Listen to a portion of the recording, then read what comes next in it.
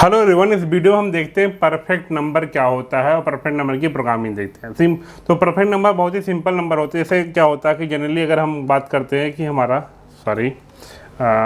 जो minute wait सबर करने का, हाँ, परफेक्ट नंबर क्या होगा कि अगर कोई नंबर मान लो 6 है, इसके फैक्टर क्या होंगे। फैक्टर के मतलब वो नंबर जिससे डिवाइड हो जाए। जैसे 1 से डिवाइड हो सकता है, 2 से हो सकता है, 3 से हो सकता है और किसी से होता है 4 5 से होना है, तो 6। तो यहाँ पर क्या होगा 1 + 2 + 3, ये हम करेंगे तो हमारा आएगा 6। ठीक है। अगर हम 28 की बात करते हैं, 28 क्या होगा, 1 से डिवाइड होगा, 2 से डिवाइड होगा और 4 से होगा, 4 से भी होगा और 7 से भी होगा और 14 से होगा, 14 से भी होगा और कोई नंबर तो याद करते हैं तो यहाँ पर होगा 3 और यहाँ पर हुआ आपका जो है वो आपका 3 और 10 हुआ, 10 + 4 14 क्या हुआ हमारा 28। तो 28 भी हमारा क्या हुआ, एक परफेक्ट नंबर हुआ। इसका मतलब क्या है, एक नंबर जिसके जितने फैक्टर होते हैं उन फैक्टरों का अगर सम किया जाए तो वही हमको सेम टू सेम वही नंबर मिल जाए, तो इसको बोलते हैं आपका परफेक्ट नंबर। क्लियर है, चकाचक। तो देखते हैं प्रोग्रामिंग, देखते हैं प्रोग्रामिंग बहुत ही सिंपल होगा।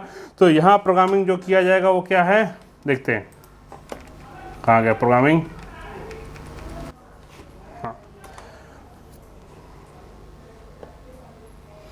प्रोग्रामिंग में सामझाम ये हटा दो, पहले क्या दिया गया है, बाद में इन सब की जरूरत पड़ेगी, ये भी हटा देते हैं।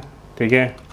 तो हम ज़्यादा एक्चुअली लिखना नहीं चाहते थे, पुराने प्रोग्राम से छाप लेते हैं। ठीक है, लॉजिक लगाने का, छाप लेने का। तो यहाँ पर हमको क्या क्या लगेगा, तो सबसे पहले बात है एक सम लगेगा, क्योंकि भाई हमको सम करना है ना, सारे नंबर का सम करना, सम। और एक वेरिएबल लगेगा आई लगेगा जिसको लूप चलाने के लिए। तो यहाँ पर क्या होगा, सिंपल से लूप चलाओ। लूप क्या होगा, for i = 1 semicolon i less than n divide by 2। n divide by 2 क्यों करते हैं, क्योंकि अगर मान लो 28 था, 28 डिवाइड बाई 2 करते हैं 14 है, तो 14 के ऊपर कभी भी वो जाएगा ही नहीं भाई। 50 से तो डिवाइड होगा नहीं 28, 16 17 18 किसी से डिवाइड नहीं होगा। मतलब कोई भी नंबर अपने आधे से ही डिवाइड हो सकता है। 100 है, 51 से नहीं होगा, 50 से ही हो सकता है। तो इसी कारण हम क्या करने फर्जी आधा लूप चलाएं, इसी कारण हम आधा लूप को आधा कर लेते हैं, हमारे लिए सिंपल पड़ेगा। ठीक है। और i ++ कर लेते हैं। अब यहाँ सिंपल सा लिखेंगे इफ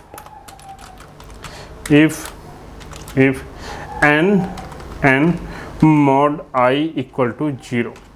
ठीक है, n mod 0 तो सम = सम + i। ठीक है। अब बता दें क्या है सम, तो सम में पहले डाल दो भैया 0। ठीक है।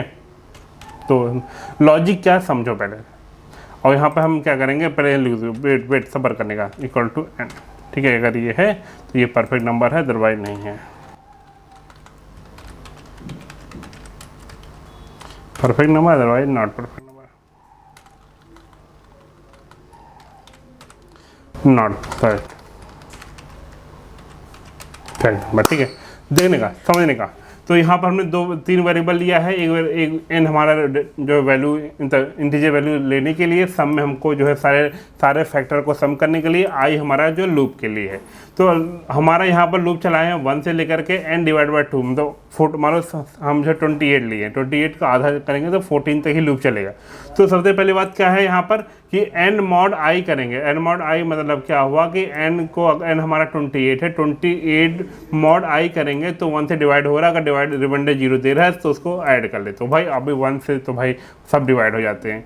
देन हमारा n में 28 है, फिर लूप आगे बढ़ेगा तो i की वैल्यू क्या हो जाएगी, वो 2 हो जाएगी। ठीक है। अगर नहीं समझ में आ रहा, एक काम करते हैं, इसको लूप हम यहाँ पर ले आते हैं।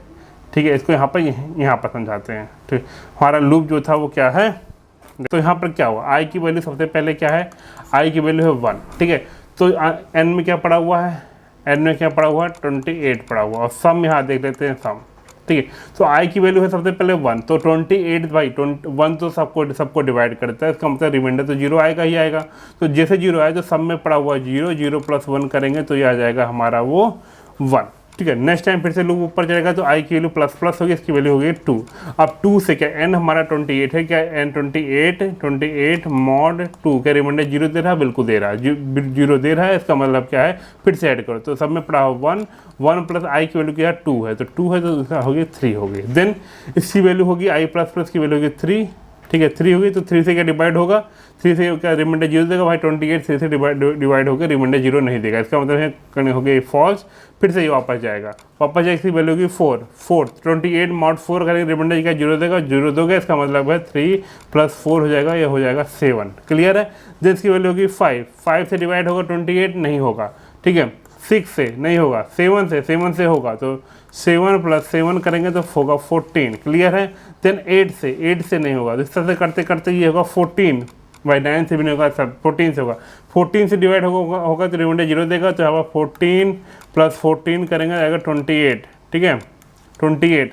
तो फिर इसके बाद इसकी वैल्यू होगी 15 जैसे होगी, तो यहाँ पर आपका क्या है कि 15 इज नॉट लेस देन 14। ठीक है, कंडीशन हो गई फॉल्स होने बाहर निकल जाएगा, हमारा सम में पड़ा हुआ 28। अब हमको सम को ही कंपेयर कर लेना एन से, अगर एन से कंपेयर करते हो, अगर वो नंबर मिल जाता है तो हमारा ये नंबर जो है आपका वो परफेक्ट नंबर है, अदरवाइज परफेक्ट नंबर नहीं है। ऐसे ही समझिएगा कि अगर सम में जो नंबर आया अगर एन से इक्वल हो जाए तो परफेक्ट नंबर है। क्लियर। देखते हैं रन करके, तो यहाँ पर आ देखते हैं 6 हमारा परफेक्ट नंबर है। फिर देखते हैं हमारा 28 परफेक्ट नंबर है। फिर अगर हम देते हैं 7 क्या परफेक्ट नंबर है, नहीं है। ठीक है 1 नहीं है। ठीक है, तो इस तरह करके समझ गए परफेक्ट नंबर क्या होता है। तो इस वीडियो में ना रखते हैं, मिलते हैं नेक्स्ट वीडियो में, तब तक के लिए टाटा बाय बाय।